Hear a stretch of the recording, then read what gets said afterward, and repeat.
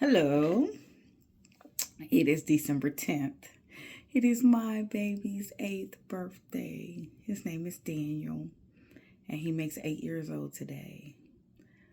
Waking him up this morning, I put the birthday song on for him. Boy, that body got to moving. Oh, he was so excited. He was smiling. I love to see the joy in his eyes. I really do. Went got donuts for him in his class. Oh, he was excited. And then he told the lady at the donut shop, "It's my birthday. I'm 8 years old." She said, "Well, I have some different donuts for you," and gave him the sparkly kind. Oh my God, he was so excited. He was like, "So you mean to tell me, Mom, if I tell people it's my birthday, possibility I can get free stuff?" I was like, "Possibility." He's like, "I'm going to say it all day." I said, "Okay, say it all day." Love to see the joy in his eyes. Oh, I love to see it. Yesterday, I did not video journal because I had so much on my mind. So much I was trying to sort out in my head. And lately, my body has been tired. This healing journey ain't no joke, man. I would go to bed. I go to bed. I be tired. Lord. So the more I go to bed, seems like the better I feel. So this healing journey is very tiring because your mind is like working all the time. And I do a job that's very brain stringent. Okay. You need a healthy brain to do what I do for a living every day. Okay. In the capacity that I do it every day for the largest cancer center in the world, really. They say in the nation, but I work here. We're the largest cancer center in the world, more innovative cancer center in the world. And I love it. I love doing this. The only thing I don't love is when I run across people I know. And I'm like, freak. So other than that, love it. So today's topic will be the counsel of me. Yay! The counsel of Misty. Okay? That's what I'll be talking about today. My one prayer that I have for me doing this video diary is that somebody is up late at night journaling and journeying in their mind, in their soul. And they run across my videos and hear what I have to say about my spiritual journey and my awakening and my death and rebirth and all those things. And that resonate with them. And that helps them to stay on their journey, stay focused, and to know that you got to walk the journey alone. Like it or not, it's your journey to walk alone. It's not other people's. So if other people tend to abandon or leave you, it's why, because you're on a journey of you, not a journey of other people. Now, for some people that may click on this video and hear me talk about the counsel of me, may think this girl is out her mind. If you think that you are a human living a human experience, if you believe that, you are going to think I'm out of my mind. But for people who understand that they are a spirit living a human experience, that includes your soul. If you've met yourself on that level, this won't be so far-fetched. You'll know exactly where I'm going with this. So, I was introduced to the counsel of me. Okay. I kind of knew it was other people in here, don't get me wrong. But I did not know really like who they were and was able to communicate with them, and I wasn't able to do that before. Now there's a person inside of Misty. She don't take no shit. Do you hear what I'm telling you? She don't take no shit. It's a level inside of here. She don't take no shit. And she gonna tell you what it is, like it or not. And I remember when I got hurt, one part of me felt unscathed, and one part of me felt like I wanted to fall apart. Like I wanted to fall apart. It reminded me more of a child when a child gets hurt. That's how I knew it was my inner child that was devastated.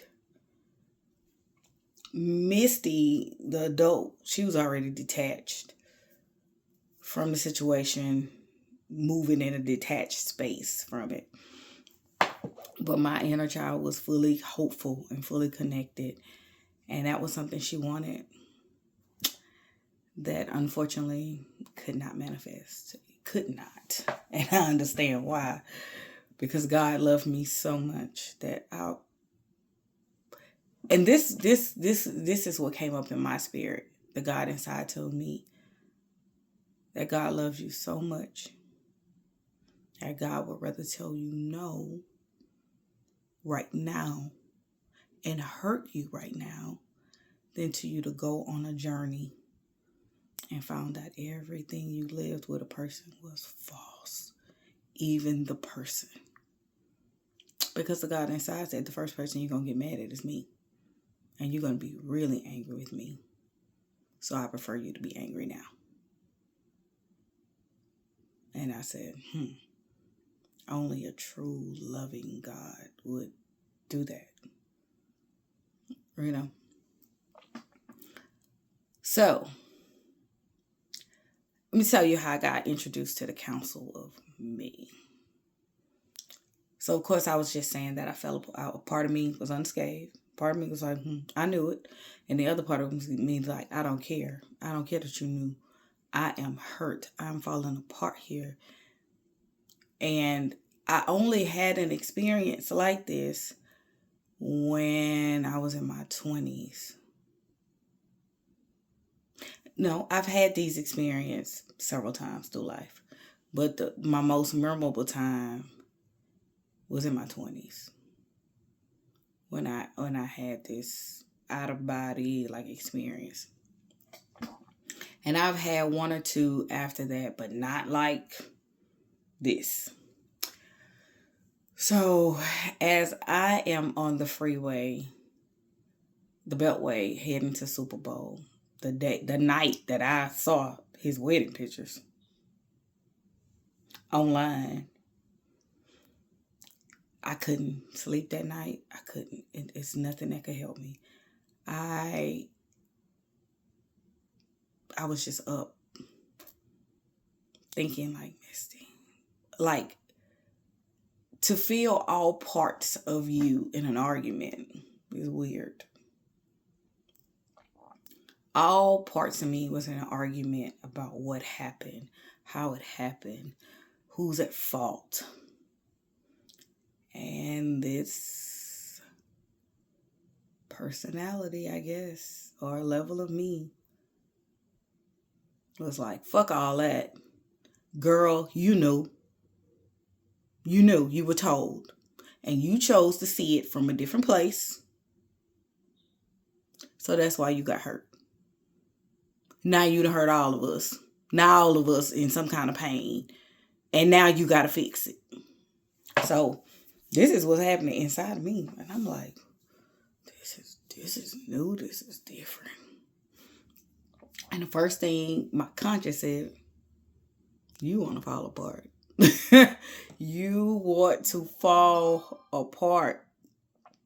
Especially for that level to really come out and be like, no, we not fucking doing this. I mean, she was just adamant about what we not doing, what it was, what you were told, when you were told, and how you didn't listen. And I said, ooh, you sure right.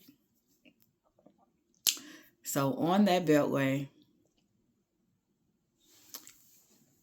I had an experience of all parts of me rescuing my inner child. Like all parts of me picking her up off the floor laying her down, that we are hugging her, kissing her, telling her that we love her, embracing her, promising her to give her empathy and compassion for what she feels, and not ignoring or denying that she is hurt. There's a level of me that's hurt in there. And who am I not to go rescue her or help her? So having a whole experience of inside of having a straight ritual over my inner child so that she won't break down and that she won't fall apart and that she will feel seen, heard, and valued and know that we all love her and that we all liked him. She really loved him, but we all liked him. I mean, very charismatic, very loving towards me. He is very loving towards me as far as his actions towards me are concerned in my face.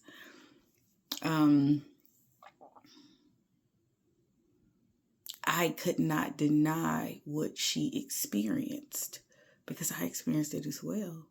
And I was like, wow, he's an amazing guy if he get his shit together. Because adult Misty and this mean Misty inside could see straight through him. Because from the jump, she been saying, if you're going to play with him, but don't take him seriously. Misty, you already know about this nigga. If you're going to play with him, but don't take him seriously. Who did the opposite? Me. Me knew what he was about. Me knew who he was. Me knew everything. But I chose to be in delusion with myself. That's what I chose. And so, to be honest about that, I let my inner child run the show. When the adult wasn't impressed. The adult was giving him hell. And I remember one time he was like, girl, you confuse me. You confuse me. And I was like, I'm pretty sure I do. Because the adult in me ain't playing with him. The adult in me means business. And you gonna sit in your accountability and don't you F with me, you stupid Negro. That's what the adult and the kid in me was like, I love you. I love you. I love you. I love you. I love you. I would let that man do things to me that I don't let men do. Like he would come to my house. Now this man is all of 6'2", 6'3", probably. He would, and I am all of 5'5". Okay. He would come. I would let him straddle his long ass body over my body, on my body. Now I got enough weight I got going on. I would let him straddle himself and I would coddle him just like he was a kid. Now grown Misty ain't with it. Grown Misty's like, what the fuck are you doing? Why you coddling this nigga like he a kid? But the kid in me was like, he needs love and I need to give it to him. So it was always a battle in here with my inner child and the adult. And letting the inner child run the show because it felt good. And that's the most transparent way I can say it. Just letting my inner child run amok because it felt good. And every time that adult brought something to my attention, I'm like, damn, you just can't have fun? No, because this ain't fun. You don't play with your feelings. And that's what the adult in me is like, Missy, you really teeter-tottering with your feelings. Don't do that. You really feel for this man. Don't do that. Okay? So these are all the counsel of Misty that's happening inside of myself. Not understanding he's seeing it. I'm experiencing it now. Not knowing he was already seeing that. That it was a up and down with me. Like, boy, get your ass on. And then, no, come close. No, boy, get your ass on. Come close. I'm pretty sure he experienced that. I'm pretty sure he experienced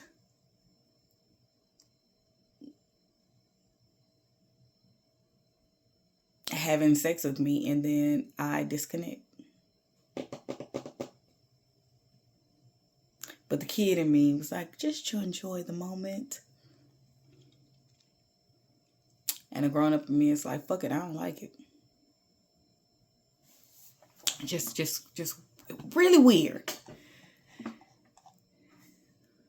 Really weird. It was, I was having a time inside when it comes to this man. And once the revelation was revealed, because I told him the week that he got married, I said, don't think I don't know that you're about to get married. And he texted me back and said, yeah, I knew you would know spiritually. I knew you would know. But still not having the balls to sit me down and say, Misty, I'm about to get married. Not having enough, I say courage. When I say balls, that's what I mean. Not having the courage or the capacity to sit with me and be like, I'm going to marry a lady that's not you and whom I don't love like you. But she's here. And you're not. And truth be told, out of all the women that put up with this shit, I'm not one. He know I'll leave. And he said, like, this has been a 3-year journey now. He was saying, he said, I'm surprised you stayed this long. You would have been gone. And this is only I stayed that long because of something I was telling myself. I was letting my inner child run the show when the adult in me was over it. My mom died in 23. Okay, all of 23. By the time mid-24 came, I was kind of over it. Over it. Like, was trying to detach from him. And I didn't. That's what got me into this situation. But always remember, all things work together for the good of those who love God. Okay? So, having this explosive moment, from what I can tell, is explosive as hell in my inside. And the counsel of me is up and at it. And they trying to figure out how we can get better, how we can heal, how we cannot make that decision again. And then another part of me raises up and says, you can't shut down. Because that's what the adult Misty do when the child makes a decision that the adult just can't deal with. I just shut down. I'm learning that. That's something new I'm learning about myself. I just shut down. Instead of saying, no, we're not doing that. No, no, trust me, we're not doing that. Instead of saying that, I just would shut down and would become like a demon, a stone wall, negative, dark thinking, no optimism, no hope, no nothing, And something in me says, you're going to loop. Because our life is in loops and patterns, if you really look at it. You're meeting the same person over and over and over and over again. You're reliving the same, like Groundhog's Day, the scenery just different. But just you're living the same thing, looping and patterning. And a level of me says you're going to keep looping if you shut down. You're going to keep recycling these patterns if you shut down. You got to stay open. You got to get to a point where you can pivot over your pain. Nobody taught us how to pivot over our pain. That's why drug use and alcohol is so prevalent, because we don't know how to pivot over our pain. So I started listening to things that will help me pivot over my pain and help me accept my life for what it is. And accept me to see where I am blind. And it all pointed back to worthiness. My inner child loved that man because that man provided her with something that little girl never experienced before. a oneness, a togetherness, just something she just never experienced before. And I've never been able to get from other people, which I'm thankful. That man got a softer side to me than other men have ever gotten from me. Like, I don't, like, as much as I would cuss you, I cuss the shoes off your feet. Do you hear me? I cuss the clothes off your back. I sure would. He never got that. He never got the misdeed that would slap the piss out of him. Like, he never got that. I always gave him a grace and a compassion that other men just didn't get.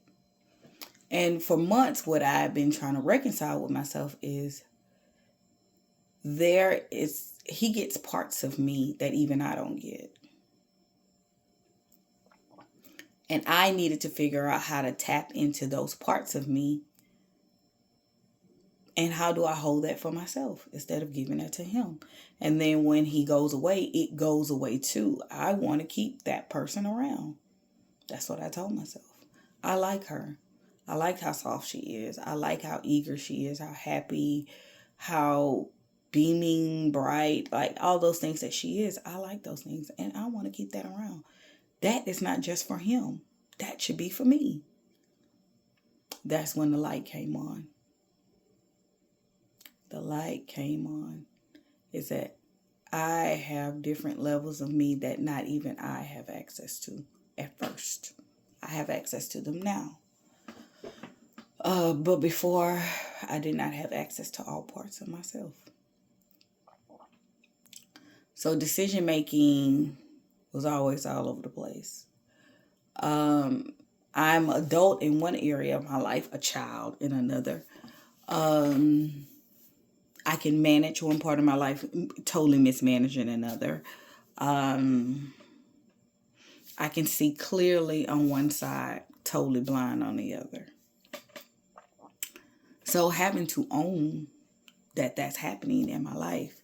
And how do I fix that? How do I give sight to my darkness? How do I stay grounded in who I am and not picking up the sins of other people? Because basically, I realize that's what I carry around. So I let somebody do something to me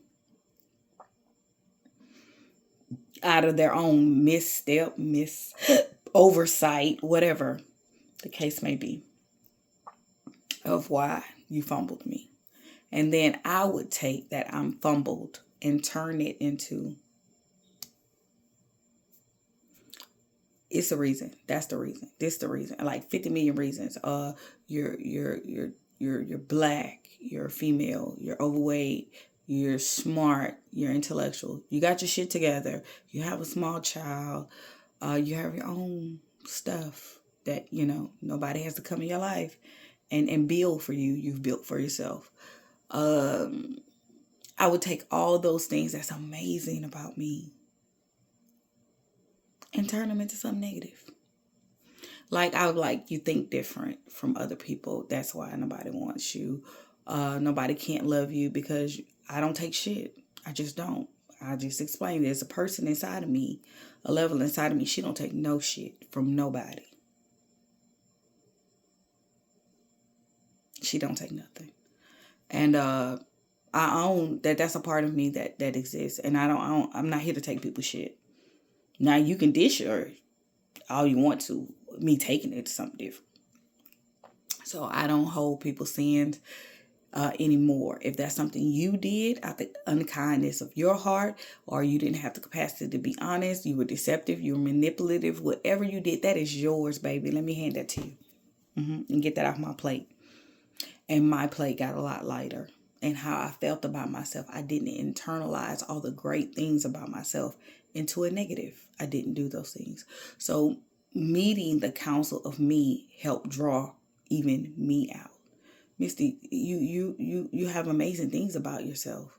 Stop looking at them in a negative way. Start to celebrate those things, even if people don't like them. So what? It's not for people. It's for you. So having the courage to be disliked and understanding why. It's a lot of things that drive us to make some silly decisions in our life. And understanding that is healthy. Demonizing it and making somebody a villain in your life, that's unhealthy. It is. It's unhealthy.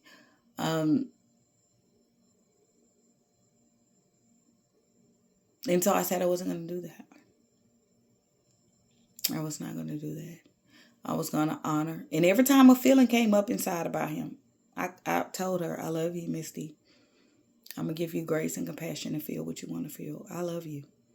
It was a part of me that was like dead. Like, I told you about this nigga at first. That's the basic issue. So I told you about this nigga at first. You ain't listen. Now you got to see. But meeting the counsel of me said, okay, now you got to see, but now we're all seeing. Because we're all being affected at a level from this hurt. So when you make decisions, you can't make them to hurt us. You have to consult the counsel of yourself to make sure that's a decision that we all can come to terms with. Because it ain't nothing like living in your own personal hell. Being in one place, setting yourself in one place, and everything inside of you, body and mind, is saying, girl, you get the fuck out of there. Go, girl, run. Girl, this man's confused. This man got the dog in him. He can't love nobody. He don't even love his own kids. Misty, what are you doing? Why are you expecting love from a man that don't, he don't love himself? So why are you expecting a love from a person who don't love themselves? A person who will call you the day before he gets married and tell you how much he loves you, how much he'll always love you, and how much ever since y'all were young, you were the only woman he ever loved to this capacity. But now I'm having the courage to say, hey, I just want you to know I'm getting married tomorrow. Never said that. But had the audacity to tell me, you make my life better. You make me think of myself different. You do all these great things about myself. And I was like, yeah. At first I was angry that he did it. But I was like, no. He should have. He gave me my flowers and I acknowledged that. But I have no more flowers for him. That part of me had to die. The part of me that loved him and loved the way he loved, which the adult me found very dysfunctional, but the kid in me found very soothing. I have to confront and reconcile with that part of me that loved him like that. That will birth a part of me that everybody will be like, God, you look so different when you were home. You act so different when you were home. You're just a different person when you were home. It was all about, who I am with him. We like him because we like who you are with him. But what I kept making a big picture is him and not the beauty of me that will uncover, that will flourish, that will bloom when she feels seen, heard, and valued, when she feels loved and protected, even though he wasn't doing any of those things. I presumed he was. Okay? So the me that shows up when she feels all these things, I want to be able to make myself feel all those things so I can show up all the time like that for myself. And that is this journey that I'm on right now, to help me show up for me and all of the good and worthy things that's about me. Not to think negative of other people and bask in other people's things that they can't do or don't have the capacity or resources. It's me. It's me. So this journey is to help me with me. And one thing I'm a firm believer of, when you change who you are, you heal your past and your present. Because a person that will function like you function in your past, when you learn that that's not a way to function, and you rather die to yourself, you want that level of yourself to die and a new you to be reborn, is an unlearning inside of that. Is finding everything wrong with that instead of everything right with it. When you fall out with it, then a birth of a new person becomes. And I know the me that I love that's with him, I have the capacity to make me feel that way. That's the only way that person's going to stick around. Because that person only comes out when he's around. Only comes out when he's around. When he's not around, it's a whole nother person. You know, I want that person to stay around for me because I like her. I enjoy her. And I have the capabilities to make her feel seen, heard, valued, and loved genuinely inside. That's a love that won't change its mind. And that's a love that will stay around. And that's a love that will love even if we don't feel like it. We're going to love. And so here's insight and the counsel of me. I hope it made sense to the people it made sense to. And I hope it continues to confuse the people that it straight confuses. Life will send you on a journey if it don't kill you. And sometimes in that journey, I have seen people lose their lives because they couldn't figure out that they were put on a journey to get better. Because a lot of times we think joy is how we get better. And joy is just as fleeting as sadness is. Joy has its own purpose. Pain has its own purpose. You need joy to endure pain. But pain grows you in a way that joy could never. It just could never. So they are two sides of the same coin. You need one for the other. And that is what I believe. So thank you for listening and namaste.